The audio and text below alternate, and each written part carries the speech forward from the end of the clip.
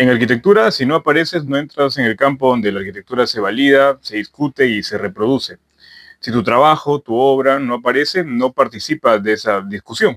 No es un tema de visibilidad por ego, es un tema de visibilidad como condición de existencia dentro del campo. Si tu obra no circula, básicamente no forma parte del conocimiento disciplinar, a pesar de que puedas diseñar muy bien. Hay arquitectos que diseñan cosas interesantes, incluso valiosas, pero nadie los ve, nadie los publica, ni los conoce. Nadie los invita, nadie los menciona. Y hay otros que sí están en revistas, en conferencias, en bienales. ¿La diferencia es talento? No necesariamente. La diferencia muchas veces aparece por algo más invisible, en cómo fueron formados y en qué lenguaje aprenden a hablar.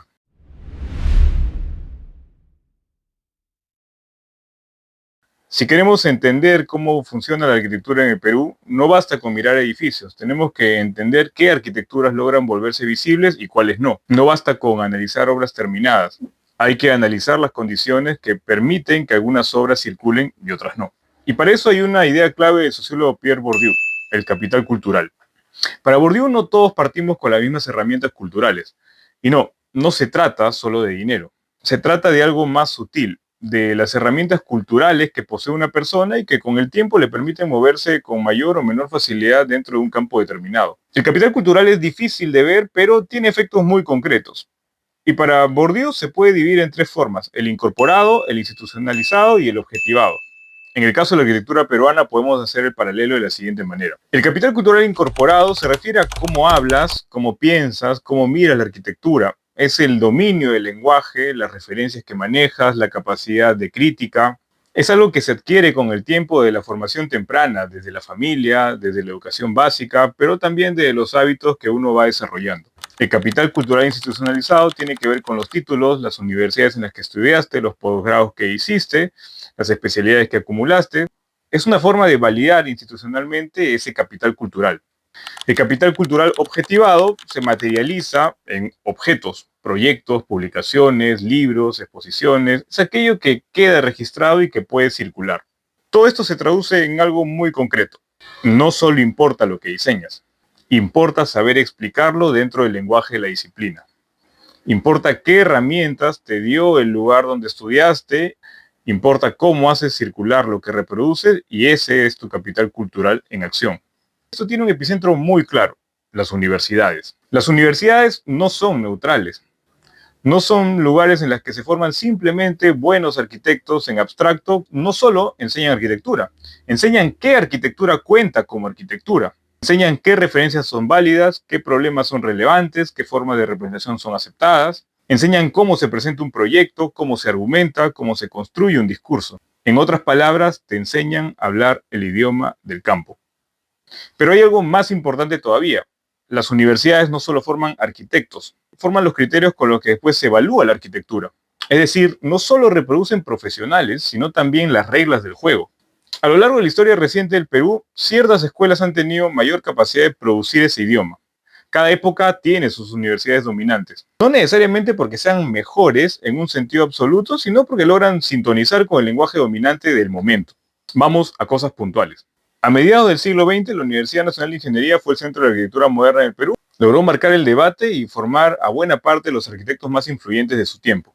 Con la posmodernidad y con figuras como Juvenal Baraco, la Universidad Ricardo Palma ocupó ese lugar, especialmente entre la década de 1980 y 2000, articulando un nuevo tipo de discurso arquitectónico.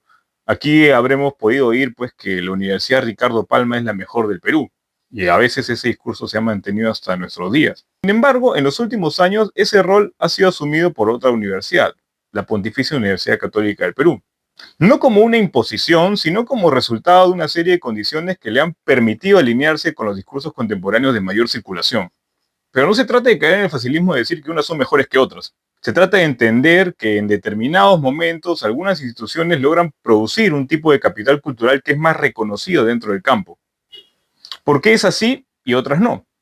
La respuesta es porque no todas las universidades producen el mismo tipo de capital cultural, y eso significa que no todos los arquitectos entran al campo en las mismas condiciones. La diferencia no es abstracta, es concreta. Está en el acceso a la bibliografía especializada, está en los profesores que tienen vínculos con redes más amplias, está en la posibilidad de asistir a conferencias, workshops, intercambios, está en el contacto con discursos contemporáneos. Y aquí aparece algo que muchas veces se evita mencionar, el capital económico, porque no todas las universidades pueden sostener ese nivel de acceso. No todas pueden traer profesores invitados internacionales de primer nivel ni financiar intercambios.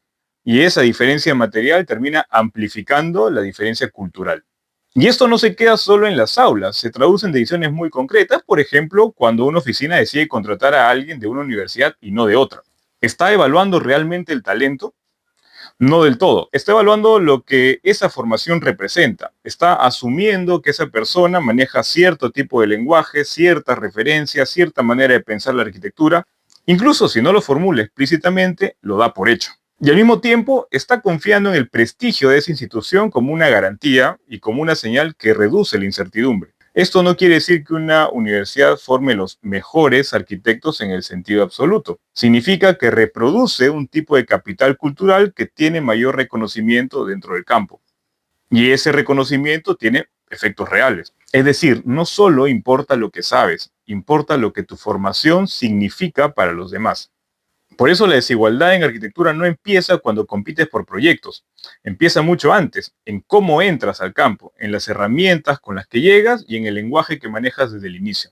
Y aquí aparece algo que suele incomodar. En arquitectura no basta con tener un buen proyecto, tienes que saber explicarlo. Porque como señala Beatriz Colomina, la arquitectura no circula como edificio, circula como imagen, como texto, como relato. Un proyecto puede ser bueno, pero si no puede ser traducido al lenguaje que habla el campo, no circula, no entra en la conversación y no se vuelve visible.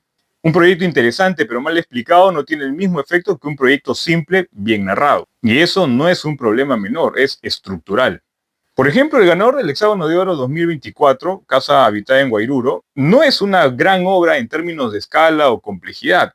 Es un proyecto más cercano a lo cotidiano que a la idea tradicional de obra emblemática. Y sin embargo, logra posicionarse en lo más alto.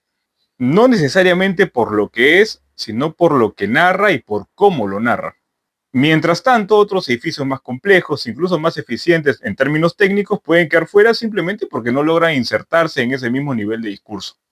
Y aquí no gana únicamente la obra, gana también el relato que la acompaña y ese relato no aparece de la nada, es producto de un capital cultural acumulado.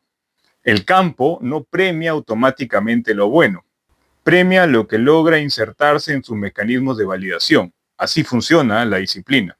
No es casualidad que en los últimos años, desde el 2014, para ser exactos, muchos de los proyectos reconocidos con el Hexágono de Oro estén vinculados como egresados o docentes de la Universidad Católica. Y no por razones conspirativas, sino porque es la institución que replica de mejor manera hoy y aquí los valores globales que tienen mayor reconocimiento en el campo de la arquitectura. Eso se construye con el bagaje cultural del arquitecto, lo que aprende, lo que ve, lo que consume, el entorno en el que se forma. Hay universidades que no son necesariamente mejores en todos los aspectos, pero que sí tienen un relato más claro sobre lo que es la arquitectura hoy. Y hay otras que no. Hay de manera mayoritaria las que se centran en el mercado laboral a secas o en simplemente formar buenos arquitectos. Eso marca una diferencia enorme. Entonces la pregunta es inevitable. ¿Es casualidad que ciertos arquitectos tengan hoy más visibilidad que otros? ¿Por qué algunas escuelas mantienen prestigio incluso cuando su producción cambia? ¿Y por qué otras nunca logran entrar en esta conversación? No es solo talento, es capital cultural acumulado y sobre todo reconocido. Dicho de forma directa, si no hablas el lenguaje que define lo que es la arquitectura, hoy no entras. Y si no entras, tu arquitectura no existe dentro del campo. Hoy lo digital y la globalización parecen haber flexibilizado esas barreras. Da la impresión de que cualquiera puede acceder a esas referencias, publicar, difundir su trabajo, y en parte es cierto, pero ese acceso no es automático ni homogéneo. Para poder aprovechar esas herramientas, primero tienes que reconocer su valor. Tienes que saber qué buscar, cómo interpretarlo, cómo incorporarlo, y eso nos devuelve al capital incorporado del que hablaba Bourdieu. La capacidad crítica, la apertura, y eso viene con la formación previa, incluso desde el hogar. Pero acá viene lo incómodo. Incluso si tienes buenas bases culturales, incluso si tienes una buena formación, incluso si manejas el discurso, incluso si haces buena arquitectura, eso todavía no te garantiza nada. Puedes hacer todo bien, formarte bien, pensar bien, diseñar bien, y aún así estar desaparecido y no estar en ningún lado. Porque en arquitectura, saber no es suficiente. Y si no es suficiente, entonces la meritocracia no alcanza para explicar lo que está pasando. La arquitectura no funciona solo por lo que sabes, funciona por cómo ese capital cultural se articula con otras formas de capital que operan dentro del campo. Y ahí entran los otros dos capitales que propone Pierre Bourdieu, el capital social y el capital simbólico. Pero eso lo veremos en la siguiente parte.